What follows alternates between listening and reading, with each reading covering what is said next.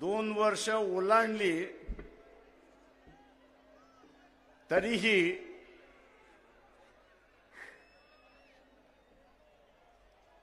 यांचा काही समझोता झाला नाही।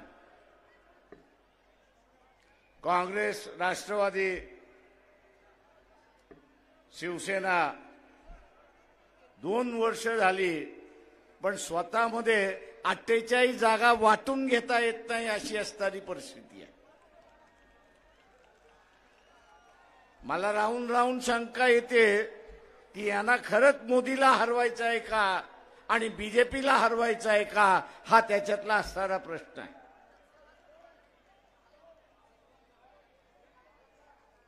त्याचा महत्वाचा भाग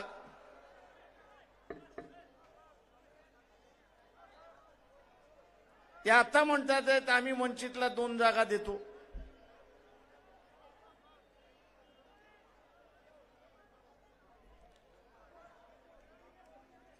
मी काँग्रेसवाल्यांना म्हटलं कुठले 2 जागा देतात त्या सांगा। ते म्हटले प्रकाश आमचाच वाटप झालं नाही तर तुम्हाला कुठून 2 देणार।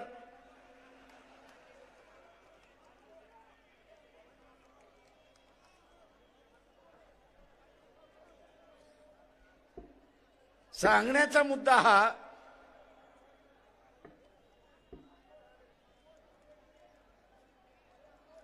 की यांना युती करायची नाही म्हणून कोणतरी बळीचा बकरा पाहिजे।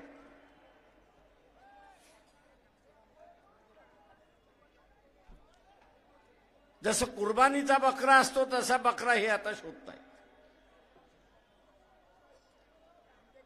या बेट्यांना आम्ही असणारा सांगतो, आम्ही असणारा कुर्बानीचा बकरा नाही।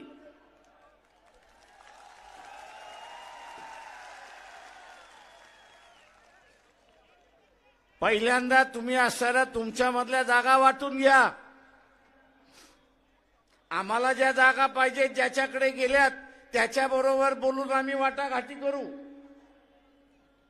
आणि नाही करणार असाल तर 48च्या 48 जागा आम्ही लढवायला बसलेलो आहोत।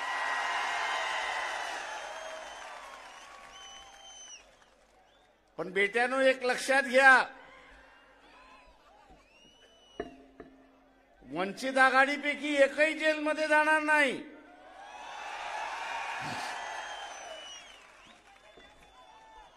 जेलमध्ये सोनिया गांधी पासून इतर जण जाणार आहेत। यांना म्हणालो मोदी वाघ म्हटला तरी खातोय आणि वाघोबा म्हटला तरी खातोय। मग 2 हात करायला भीताय कशासाठी? 2 हात करायला भीताय कशासाठी? वाघ म्हटला तरी खातोय, वाघोबा म्हटला तरी खातोय।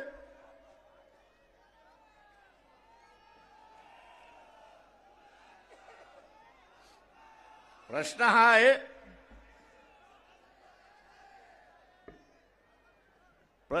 आहे,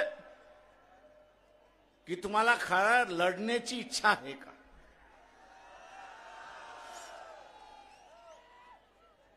काँग्रेसवाल्यांना विचारतो तुम्हाला हरवण्याची इच्छा आहे का? मग 4 जागा कमी मिळाल्या आणि 4 जागा जास्ती मिळाल्या, फरक काय पडतोय? तुमच्या मानगुटीवरती जी तलवार आहे, कारवाईची तलवार आहे, अटक होण्याची जी तलवार आहे, एकत्र लढलात तर ती तलवार उडवू शकता।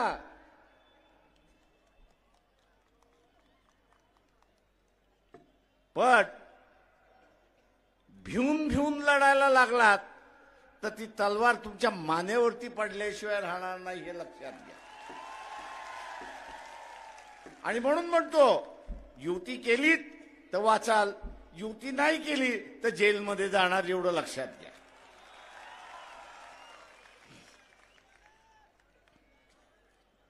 कारण आरएसएस बीजेपीचा एक फंडा आहे।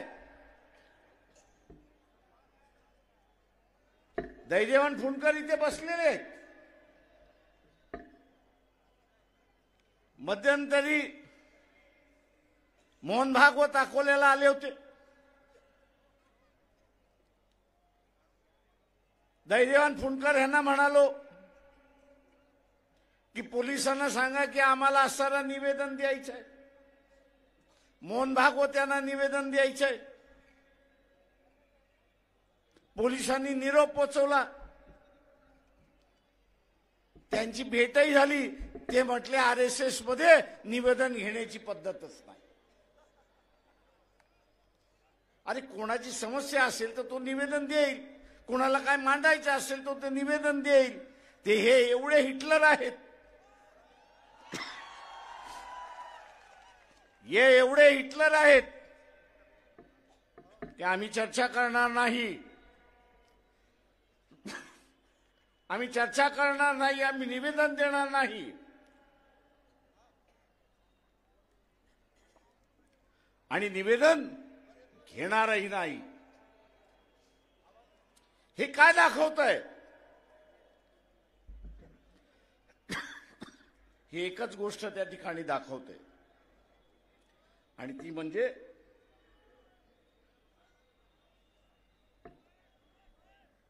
एक कलमी कार्यक्रम, हुकुमशहाचा कार्यक्रम. एक पक्षच या ठिकाणी चालेल, दुसरा पक्ष चालणार नाही. आणि म्हणून इथल्या असणाऱ्या विरोधी पक्षानं सांगितलं इलेक्शन होईपर्यंत तुम्ही त्याच्याशी बोलू शकता, समझोता करू शकता. अरे बाबा आम्ही तुला पाहिजे तसं करतो, तू आम्हाला टाकू नको. पण लोकसभेचं निवडणूक झाल्यानंतर, नरेंद्र मोदी सत्तेवरती बसल्यानंतर तुम्ही काय त्याच्याशी बोलणार? त्याला असताना एकच पक्ष पाहिजे, उरलेले सगळे संपले पाहिजेत. आणि उरलेले सगळे संपले पाहिजेत असं धोरण घ्यायचं असेल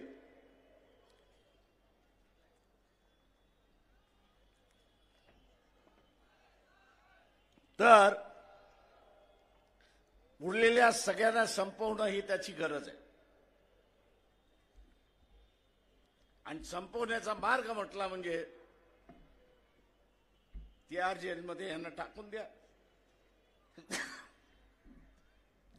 तिहार जेलमध्ये यांना टाकून द्या आणि यांचा पक्ष आपोआप त्या ठिकाणी संपतो.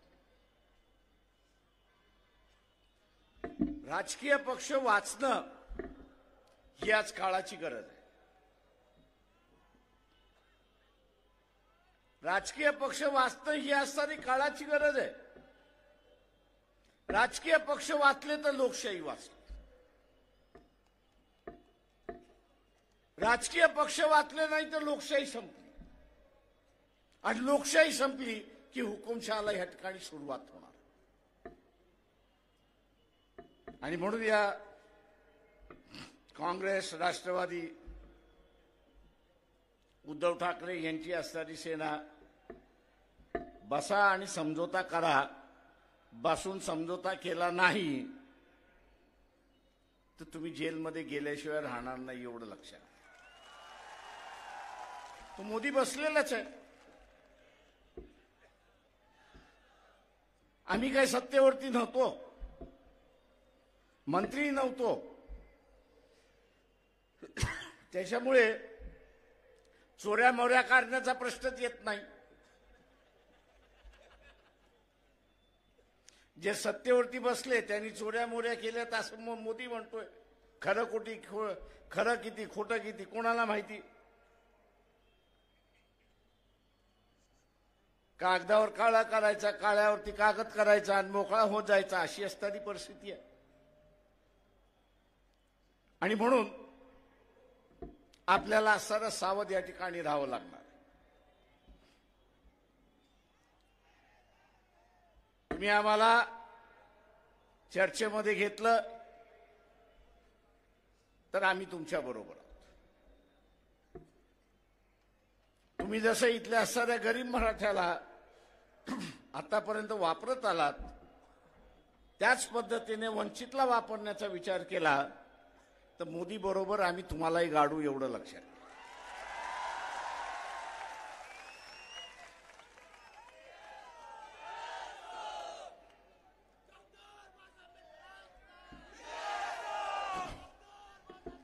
आणि म्हणून मित्रो,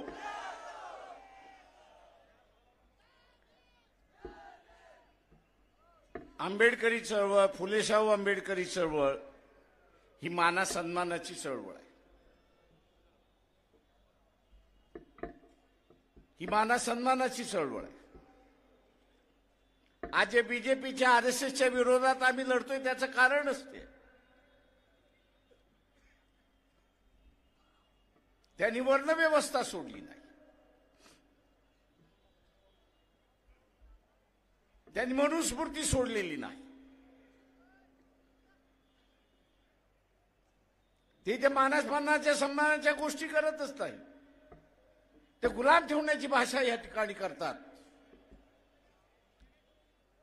आणि आम्ही इथे असणारा फुले शाहू आंबेडकरी विचाराच्या चळवळीने इथे गुलामी संपवलेली आहे आणि मानवता या ठिकाणी जिवंत ठेवलेला आहे. आणि तोच मानवतावाद आम्ही या ठिकाणी चालवणार.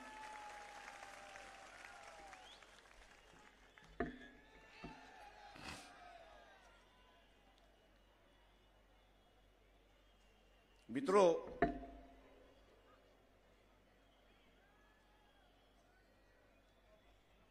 मोदी सुद्धा भ्यायलेला आहे एवढं असताना लक्षात घ्या.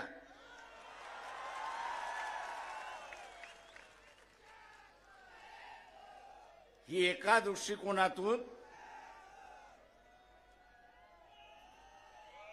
दृष्टिकोनातून आरपारची लढाई आहे एवढं लक्षात घ्या.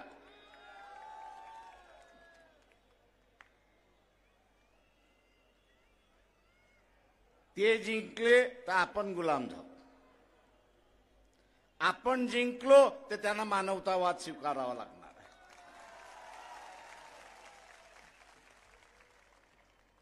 आणि म्हणून काँग्रेसवाल्यांना म्हणतोय, आरएसएस एनसीपी वाल्यांना म्हणतोय, तुम्ही या लढ्याचे कधी भाग नव्हतात, तुम्ही या लढ्याचे कधी भाग नव्हतात. लढ्यातून चळवळ कशी उभी करायचं याचा इतिहास तुम्हाला नाही.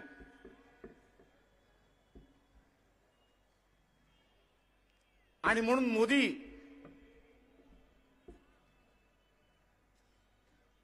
हा लढ्यातून उभा राहिल्यामुळे त्याला काय करायचं याची असणारी जाणीव. काँग्रेसवाल्यांनी आता काय केलेलं आहे, काय नवीन कार्यक्रम आखलेला आहे. भारत जोडो यात्रा कधीपासून चालू झाली आणि कधी संपणार आहे? या महिन्यात संपणार आहे की ती मार्च महिन्यामध्ये संपणार आहे?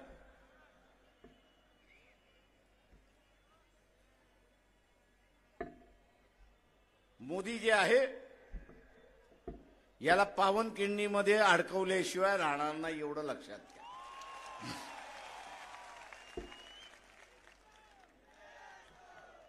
आता पावनखिंडीमध्ये अडकवायचं म्हणजे काय? इलेक्शन ताबडतोब घ्या.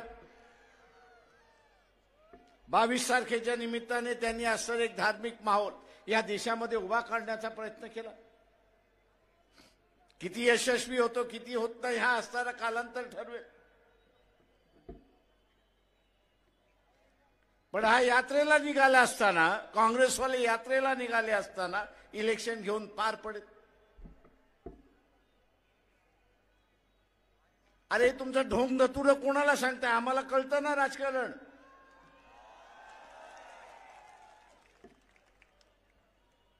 म्हणजे इलेक्शन तोंडावरती आले, इलेक्शन तोंडावरती आलेलं आहे. उद्या इलेक्शनला तोंड द्यायचं आहे. इलेक्शनला तोंड देण्याच्या ऐवजी मेघालयापासून काँग्रेसवाले भारत जोडो यात्रा 2 काढत आहेत. आता त्या भारत यात्रामधून असणारं आरएसएस बीजेपी हारणार असेल तर आम्ही त्याच्यामध्ये जायला तयार. पण ती हारणार कशी? हारायचं असेल तर इलेक्शनमध्ये उभं राहावं लागेल. प्रचार करावा लागेल, लोकांकडे मतं मागावे लागतील आणि लोकांनी मतं दिली तरच आपण त्या ठिकाणी हारणार. मला काय कळायला मार्ग नाहीये. हा डोंबाऱ्याचा खेळ कसा काय चाललाय तो? याला मी डोंबाऱ्याचाच खेळ म्हणतो. का ते वाजल्याशिवाय ती वरची मुलगी चालू शकत नाही. आणि म्हणून याच्यापासून आपण सावध राहिलं पाहिजे. मी आपल्याला एवढंच त्या ठिकाणी म्हणणार.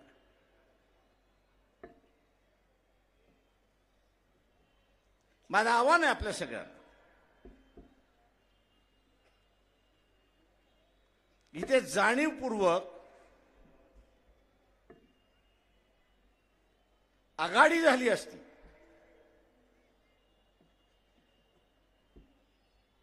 तर लोकांच्या प्रश्नावरती चर्चा ही सुरुवात झाली असती.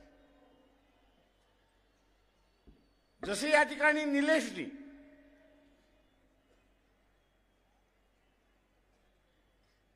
जो कंत्राटी कामगार आहे, या कंत्राटी कामगाराला याची जाणीव नाही की तो परमनंट होईल की नाही होईल. आणि मी ह्या कंत्राटी कामगाराला सुद्धा त्या ठिकाणी विचारतो की तुम्ही थोडंसं डोकं वापरणार आहात की नाही? कोणाच्या पाठी जायचं, कोणाच्या नादी लागायचं हे तुम्ही ठरवणार आहात की नाही? ज्याचं खाजगीकरणाचं धोरण आहे,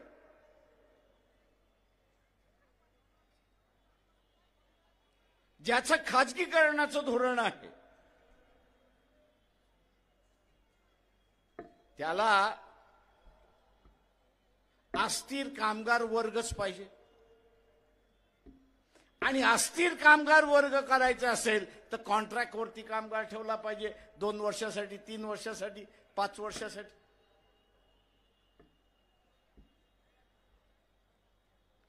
कारण का हा कामगार अस्थिर राहिला तर आंदोलन करणार नाही, महागाई करणार नाही, मागणी करणार नाही. आणि म्हणून हा जो कंत्राटी कामगार आहे त्यांनी निर्णय घेतला पाहिजे. खाजगीकरणाचे असणारे पक्ष त्यांच्याबरोबर तुम्ही जाणार आहात की या ठिकाणी सगळ्या गोष्टी सार्वत्रिक झाल्या पाहिजे, वेलफेअर गोष्टी झाल्या पाहिजे, त्यांच्याबरोबर जाणार आहात हे तुम्ही खुलासा त्या ठिकाणी केला पाहिजे. ज्यांचं खाजगीकरणाचं धोरण आहे, ज्यांचं खाजगीकरणाचं धोरण आहे त्यांच्याबरोबर तुम्ही गेलात तर कंत्राटी कामगार कायमचं राहणार. आणि 30-35 वर्ष झाली की तुम्हाला ब्रेक दिल्याशिवाय हे राहणार नाहीत, अशी असणारी परिस्थिती. आणि म्हणून इथल्या असणाऱ्या कंत्राटी कामगाराला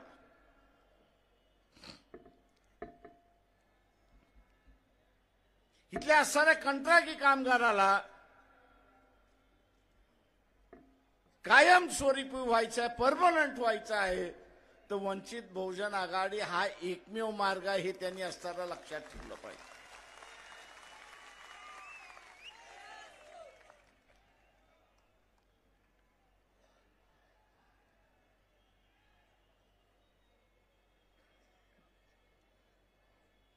त्याच्याशिवाय मार्ग नाही.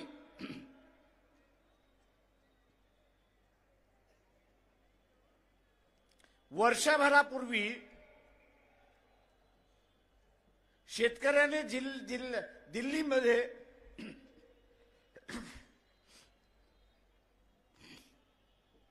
दिल्लीमध्ये 1 वर्ष ठिय्या आंदोलन केलं होतं.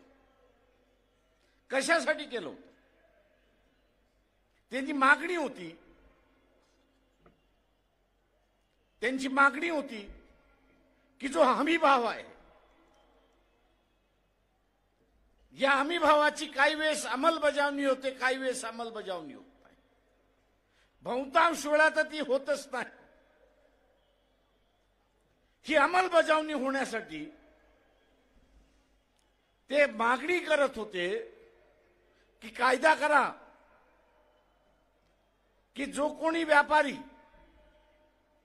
किंवा कृषी उत्पन्न बाजार समितीतले डायरेक्टर, चेअरमन, पदाधिकारी आहेत, यांच्या अखत्यारीमध्ये हमी भावापेक्षा शेतीचा माल कमी घेण्यात आला तर त्याच्यावरती फौजदारी गुन्हा करा.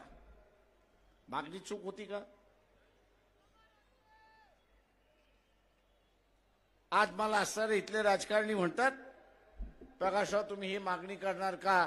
म्हटलं आपण सत्तेवरती आलो तर कायदा आपण बदलला पाहिजे आणि बाजार समितीतले डायरेक्टर जे आहेत,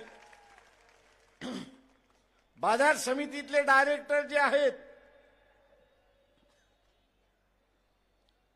त्या बाजार समितीतल्या डायरेक्टरवरती जबाबदारी दिली पाहिजे की हमी भावापेक्षा तुझ्या इलाक्यामध्ये शेतीचा माल विकत घेतला कामा नये, आणि जर घेतला आणि तू जर तिथे परवानगी दिलीस तर तुला 2 वर्ष तुरुंगामध्ये डांबून ठेवण्याचा कायद्यामधला बदल आपण केला पाहिजे.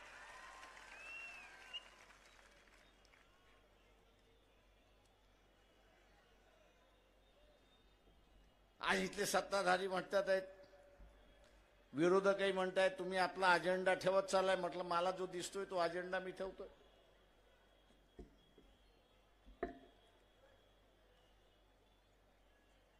जो अजेंडा आहे तो अजेंडा या ठिकाणी आपल्या समोर मांडला.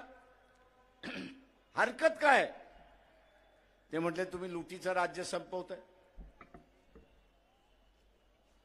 म्हटलं लुटीचं राज्य संपलं की लोक कल्याणाचा कार्यक्रम सुरुवात होतो. म्हटलं त्याच्यामध्ये तुम्हाला अडचण काय?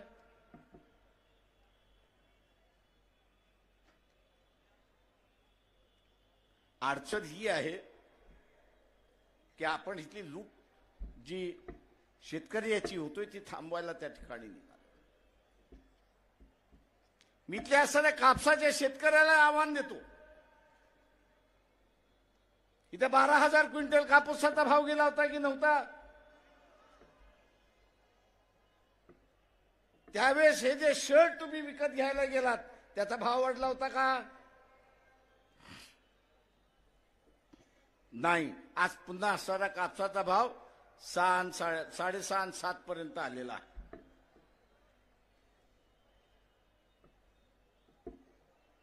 आणि आज सांगितलं जातंय की आंतरराष्ट्रीय बाजारामध्ये असणारा कापसाचा भाव अस्थिर आहे आणि म्हणून आम्ही भाव इथं नियंत्रण करू शकत नाही. मान्य आहे तुम्ही भाव नियंत्रण करू शकत नाही, पण पणन महासंघ ज्यावेळेस होतं, पणन महासंघ ज्यावेळेस होता त्यावेळेस शासन कापूस विकत घेत होता पणन महासंघाच्या वतीने, पण कापूस खरेदी करून झाल्यानंतर एप्रिल मे महिन्यामध्ये 500 रुपये क्विंटल बोनस वाटत करत होते की नाही? मी इथल्या असणाऱ्या शेतकऱ्याला आवाहन करतो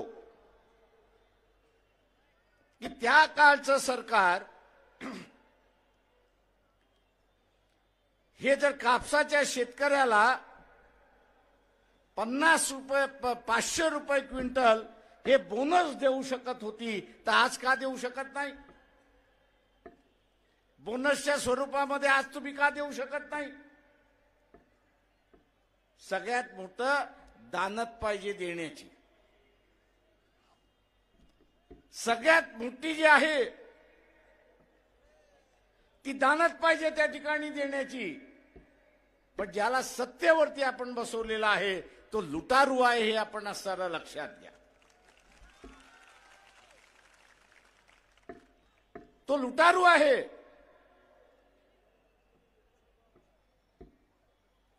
या लुटारूंना नियंत्रण ठेवणारं कोणी नको आहे म्हणून ते आम्हाला तुम्ही 2च घ्या.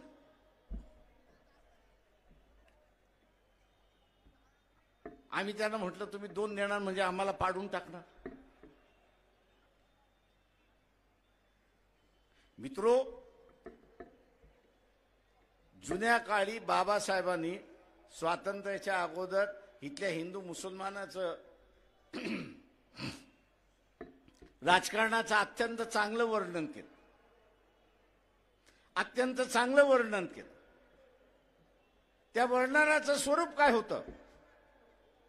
त्यांनी असं म्हटलं की मुसलमानाचं राजकारण असं असायचं की हिंदूंची चोटी आपल्या हातामध्ये राहिली पाहिजे. मुसलमानाचं राजकारण कसं असायचं की हिंदूंची चोटी हे आपल्या हातामध्ये राहिली पाहिजे. आणि हिंदूंचं राजकारण काय असायचं की मुसलमानाची दाढी ही आपल्या हातामध्ये असली पाहिजे. दाढी ही आपल्या हातामध्ये असली पाहिजे. म्हणजे एक जण नियंत्रित होत गेला ते एकाने चोटी खेचायची आणि दुसऱ्याने दाढी खेचायची आणि त्याला जागेवरती आणायचं. आम्ही सुद्धा इथल्या असणाऱ्या सत्ताधाऱ्यांना म्हणतोय की आम्ही सुद्धा हेच वॉचटॉक करणार आहोत की लुटारूंचं सरकार फार काळ चालणार नाही. इथल्या असणाऱ्या शेतकऱ्याचं न्याय हक्क मिळाला पाहिजे तेवढाच फक्त त्या ठिकाणी बघू. मी इथल्या शेतकऱ्याला आवाहन करतोय, युती झाली फार चांगली. आम्ही म्हणतो युती झाली पाहिजे, पण जेलच्या भीतीने युती झाली नाही. उद्याच्या जेलच्या भीतीने युती झाली नाही. आपण वंचितच्या पाठीमागे उभे राहा, वंचितला सत्ता द्या. जुना असताना 500 रुपये क्विंटल बोनस देण्याचं जे धोरण होतं, 500 रुपयाचं बोनस देण्याचं जे धोरण होतं ते पुन्हा लागू केल्याशिवाय राहणार नाही. हे आपण असणारा लक्षात घ्या.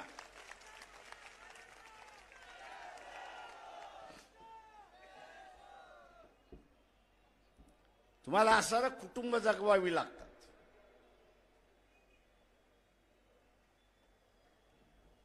तुम्हाला असणारं कुटुंब त्या ठिकाणी जगवावी लागतात. आणि कुटुंब जगवण्यासाठी महाराष्ट्राची तिजोरी जर उपयोगात आली तर अधिक चांगला आहे आणि ती वापरल्या गेली पाहिजे. ही भूमिका वंचित बहुजन आघाडीची आहे. आणि म्हणून मित्रो,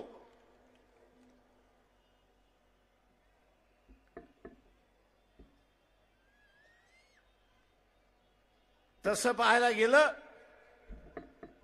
तर RSS, बीजेपी, काँग्रेस, राष्ट्रवादी यांच्या धोरणामध्ये फार फरक नाहीये. त्यांच्याही काळामध्ये असणारा जिल्हा परिषदेच्या, नगरपालिकेच्या शाळांना गळती लागली होती. त्या बंद कशा होतील हेच ते त्या ठिकाणी पाहत होते.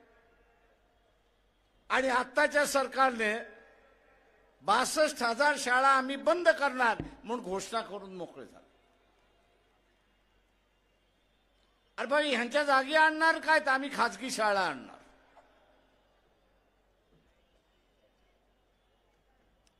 किती कुटुंब ह्या सभेमध्ये बसलेले आहेत, त्यांना खाजगी शाळेंच्या फिया भरता येतील त्यांनी हात वरती करा.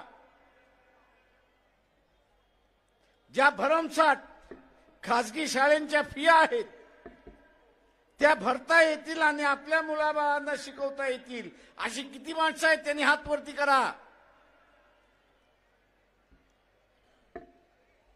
आपल्याला नुसतं मतदान करायचं नाही, तर मतदान करत असताना जे सरकार 5 वर्ष बसणार आहे ते माझ्या उपयोगी आहे की नाही, माझ्या फायद्याचं आहे की नाही हे पाहणं त्याच्यातलं असणारं महत्वाचं.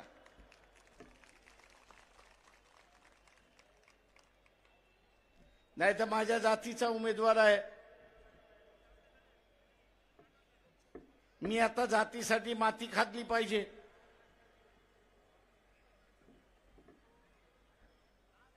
आणि माती खाल्ल्यानंतर 5 वर्ष ठणाठणा बोंबलाला लागायचं की माझं घरच उद्ध्वस्त ह्यांनी करून टाकलेलं आहे.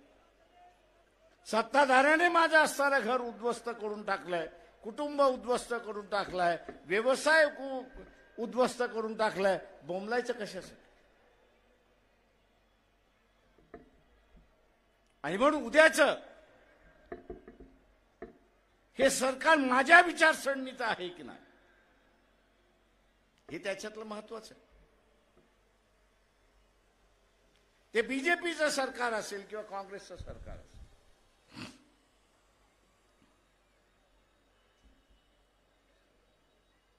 त्यांची जर इच्छाशक्ती असती ती इथं गरीब मराठ्याला आरक्षण त्यांनी दिलं असतं. इच्छाशक्ती असते. मी जे म्हणतो ज्याला कोणाला असणारा समजून घ्यायचा असेल तर आता असणारा सुप्रीम कोर्टाने जो निकाल दिला तो निकाल वाचावा. त्यांनी असणारा असं नमूद केलेलं आहे जजमेंटमध्ये, निकालामध्ये असं म्हटलेलं आहे की आमच्या पुढे जो अहवाल आणला तो अशा पद्धतीने अहवाल आणला की मराठा वर्गामध्ये गरीबच नाही. अहवाल असा आणला की गरीबच नाही मराठा समाजामध्ये, सगळेच श्रीमंत आहेत. आणि मग ते म्हटले, कोर्ट म्हणाला की श्रीमंत असेल तर मग ह्याला आरक्षणाची गरज काय. पण त्या अहवालामध्ये हे नमूद केलं असतं की 30 वर्षापूर्वी ज्याच्याकडे 20 एकर जमीन होती, 30 वर्षापूर्वी ज्याच्याकडे 30 एकर जमीन होती, आज कुटुंब विभक्त होऊन तो 2 एकराचा मालक झालेला आहे आणि म्हणून तो गरीब झालेला आहे, साधनहीन झालेला आहे. साधन नाही त्याच्यासाठी, शासनाने त्याला साधन पुरवलं आहे. हा अहवाल जर असता तर कोर्टाने तो मान्य केला असता आणि गरीब मराठ्याला आरक्षण मिळालं असतं. अशी असणारी परिस्थिती. पण सत्तेमध्ये बसलेला कोण आहे तर हे नातेवाईकच आहेत. काँग्रेसमधले बसलेले असले तरीच नातेवाईक आहेत, बीजेपीच्या मार्फत बसले तरी नातेवाईकच आहेत. खरं आहे की खोटं आहे. आता ह्यांना नातेवाईकांचं राजकारण पाहिजे, ते गरीब मराठ्याचा प्रश्न राहिला कुठं. सत्ता आपल्या कुटुंबातच राहिली पाहिजे अशी असणारी परिस्थिती आहे. आणि म्हणून इथल्या असा गरीब मराठ्याला माझं आव्हान आहे, जातीच्या पाठीमागे ह्या इस्टॅब्लिश नेत्याच्या पाठीमागे राहिलात तर तुमच्याकडची 2 एकर जागा सुद्धा पुढच्या 10 वर्षामध्ये राहणार नाही, भूमिहीन झाल्याशिवाय राहणार नाही, एवढं लक्षात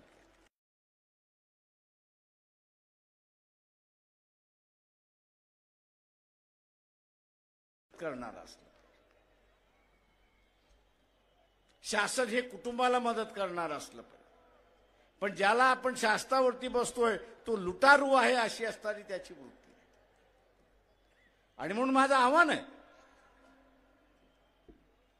की लय काँग्रेसवाले आम्हाला सल्ला देतात, तुमची ह्यांची ओळख आहे, त्यांची ओळख आहे, त्यांची ओळख आहे. आज शरद पवारांचं स्टेटमेंट आले दुपारी 2-2:30 वाजता की नाही आम्ही असणाऱ्या प्रकाशरावांना घेणार आहोत. अरे म्हटलं फसवताय कशासाठी.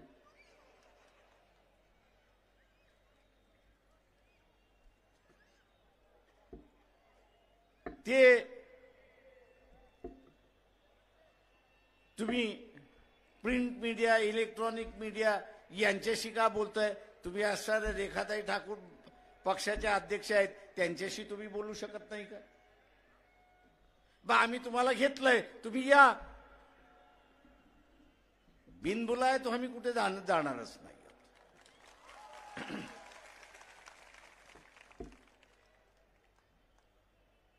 बिनबुलाय आम्ही कुठे जाणारच नाही, कारण का आमची लंगडी बाजू नाहीच आहे. आम्हाला काही जेलमध्ये जायचं नाहीये.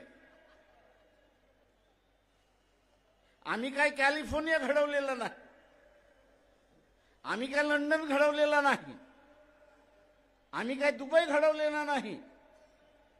आता तुम्ही हे घडवलेलं आहे, तुम्ही भोगा. या भोगापासून वाचवायचं असेल तर आम्ही वाचवायला बसलेलो आहोत. आम्ही वाचवायला त्या ठिकाणी बसलेलो आहोत. आता तुम्हाला वाचायचंच नसेल आणि तुमचा मोदीवरतीच विश्वास असेल तर आम्ही काय करणार.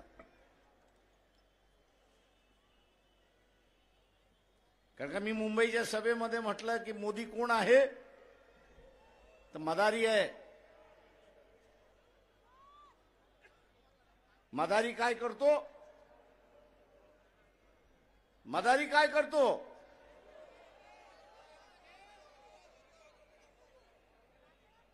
कोणाला नाचवतो?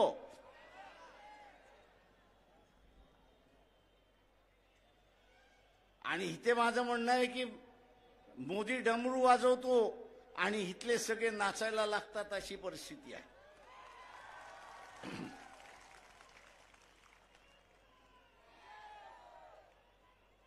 एक तरी कुठल्याही विरोधक काँग्रेसमधला असेल, इतर पक्षांमधला असेल, एनसीपी मधला असेल, जे बेट आपल्या ताब्यात होतं, मालदीवी सारखं बेट आपल्या ताब्यात होतं, की जिथे आपलं सैन्य होतं, या अमरावती जिल्ह्यापेक्षा असणारा कमी आकाराचा ते असणारा मालदीव आहे. अमरावती जिल्ह्याच्या अर्धा असणारा ते मालदीव आहे. तिथला पंतप्रधान नरेंद्र मोदीला काय म्हणतो? 15 दिवसामध्ये तुझं सैन्य घेऊन जा. बातमी आली की नाही आली? आता ह्या 56 इंचाच्या छातीचं काय झालं?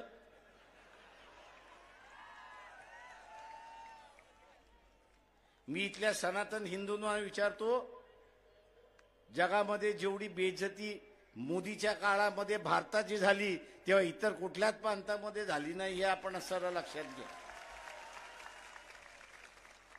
म्हणजे अमरावतीचा अर्धा सुद्धा ते मालदीव्स नाही.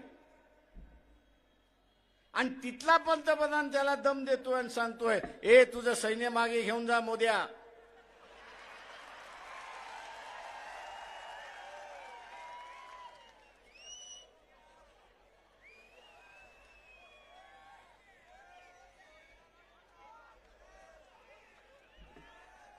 आणि हा गपचूप त्या फॉरेन मंत्र्यांना पाठवतो आणि म्हणतो युगांडामध्ये त्या मालदीवच्या फॉरेन मंत्र्याची बातचीत करतो, अरे माझी एवढी असणारी बेआबरू करू नका.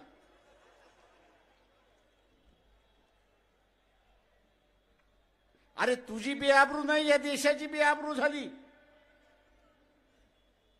मी इथल्या सनातन्यांना विचारतोय, तुम्हाला या देशाची आबरू अजून किती घालवायची आहे? मोहन भागवत, तुम्हाला या देशाची आबरू अजून किती घालवायची आहे?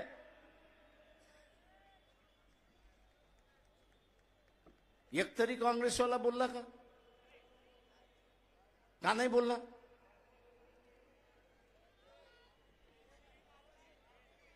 का मोदींनी त्यांना, घोषू मोदींनी त्यांना सांगितलं, हे आवाज काढलास तर बघ, तुझी इन्क्वायरी चालू झालेली आहे, FIR फाडलेला आहे, तुला आतमध्ये घेतल्याशिवाय राहणार नाही.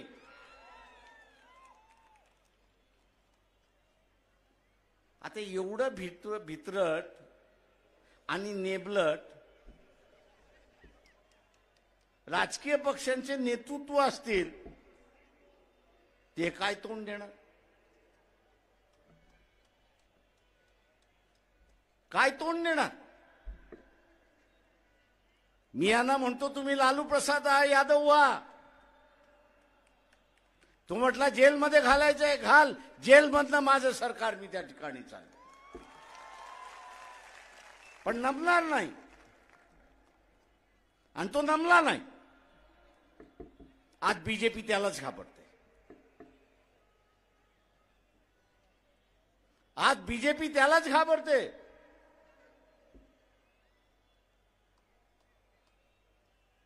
पण या उरलेल्यांना घाबरत नाही. पण बीजेपी ज्यांना घाबरते त्यांच्या हातामध्ये हे नेतृत्व द्यायलाच तयार नाही, हे त्यांना प्रमुख बनवायलाच तयार नाहीये.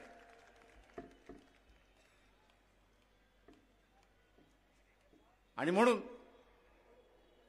उद्याची ही लढाई शक्यतो आपण सर्व मिळून लढू. युती झाली तर मिळून लढू, नाही झाली तरी इथे मोदीला आपण हरवल्याशिवाय राहणार नाही हे असताना लक्षात घ्या.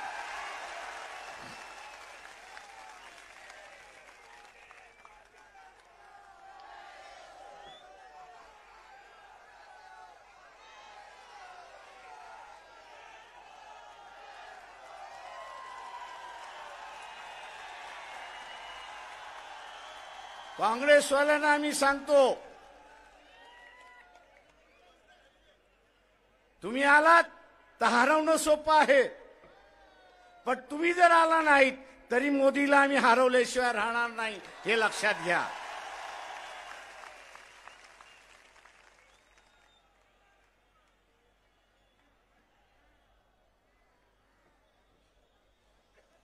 कारण का मला जिल्ह्यातले काँग्रेसवाले म्हणतात आहेत, प्रकाशराव तुम्हाला घेत नाहीत, काय करायचं. म्हटलं तुम्हीच ठरवा.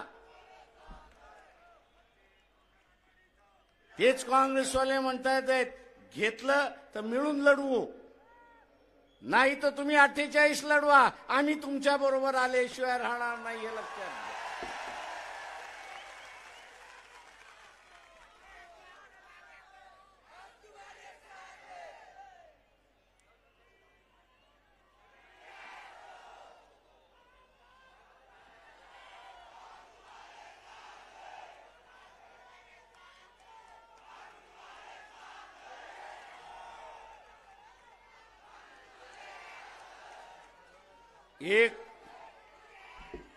एक फक्त आपण मालदिवचा प्रश्न काढल्यानंतर मला असणारा कनेक्ट जे बीजेपीशी संबंधित आहेत, आरएसएसशी संबंधित आहेत, प्रकाशराव थोडं कमी बोला ना. म्हटलं काय झालं. काय नाही, तुम्ही आमच्या नेत्याची छबी खराब करताय. तर म्हटलं ही आता झाकी आहे म्हटलं होतं. जसा काळ जाईल तर तसं म्हटलं अजून उघडं पाडत जाऊ.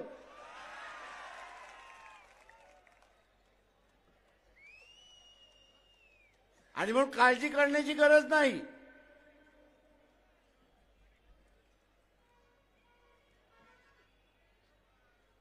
आणि म्हणून काळजी करण्याची गरज नाही. ही लढाई आपण जिंकल्याशिवाय राहणार नाही एवढं लक्षात घ्या. पण त्यासाठी जे निलेशने सांगितलं की उद्याची ही लढाई संविधानाची लढाई आहे. आज मोदी सारखा तेली समाजाचा चहा विकणारा पंतप्रधान होऊ शकतो.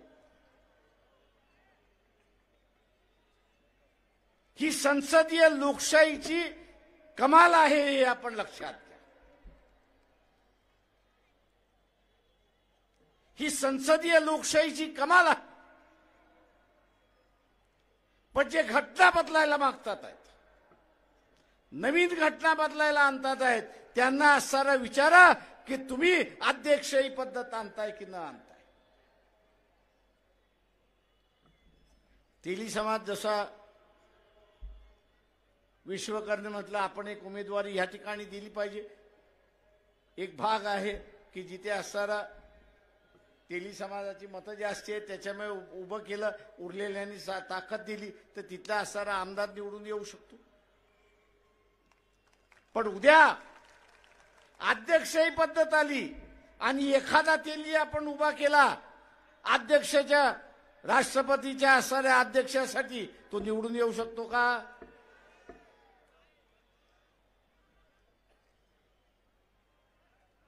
जे आरएसएस बीजेपीला जे पाहिजे ते की इथला असणारा असेल, तेली असेल, तांबोळी असेल, कुंभार असेल, लोहार असेल, सोनार असेल, कैकाडी असेल, मांगारुडी असेल, हा इथल्या राजकीय व्यवस्थेमध्येच येऊ नये. हा कायमचा गुलाम राहावा, हा कायमचा गुलाम झाला पाहिजे. आणि म्हणून दिवसाला 5 लोकांशी आपण बोलू की आजच्या या संविधानामुळे सरपंच आपण होऊ शकतो, जिल्हा परिषदेचा अध्यक्ष होत असतो, अमरावती शहरातला महापौर आपण होऊ शकतो.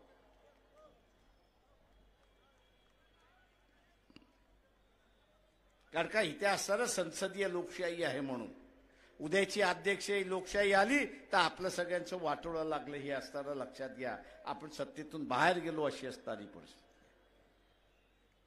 आज आरक्षण आहे, या नव्या घटनेमध्ये असणारं आरक्षण येणार आहे का आपण त्यांना असणारा विचारा. आरक्षणाच्या माध्यमातून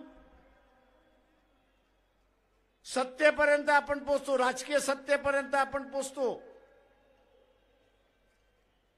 आणि नोकरीच्या आरक्षणातून इथल्या सत्तेच्या व्यवस्थेमध्ये आपण असताना पोहोचतो. उद्या ही व्यवस्था राहणार आहे का?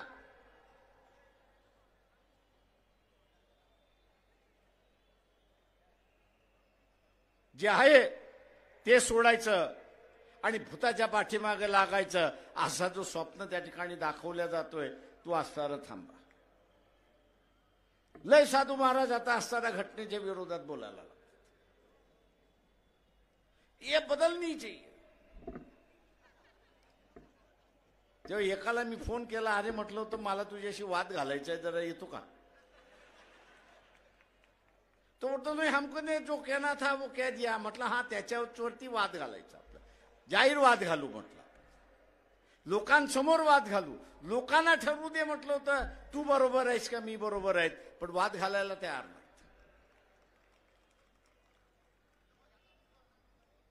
आणि म्हणून जसं आपण असणारं राजकीय आक्रमक भूमिका घेत जाऊ तसं ह्यांना असणारा पाठीमागं जावं लागेल. आणि उद्याचा विजय हा शाहू फुले आंबेडकरी विचाराचा विजय असेल, तो आपल्याला साध्य करायचा आहे. तो साध्य करत असताना मी सर्वांनाच घेऊन त्या ठिकाणी चाललो पाहिजे. मी जिंकण्याचं राजकारण त्या ठिकाणी केलं पाहिजे. डोक्यामध्ये काय ठेवलं पाहिजे की जिंकण्याचं राजकारण मी केलं पाहिजे. आणि जिंकण्याचं राजकारण करायचं असेल तर मला 51% मतं मिळाली पाहिजेत. त्या 51% पोचण्याची हिंमत आपण सगळेजण ठेवाल ही अपेक्षा मी बाळगतो. आणि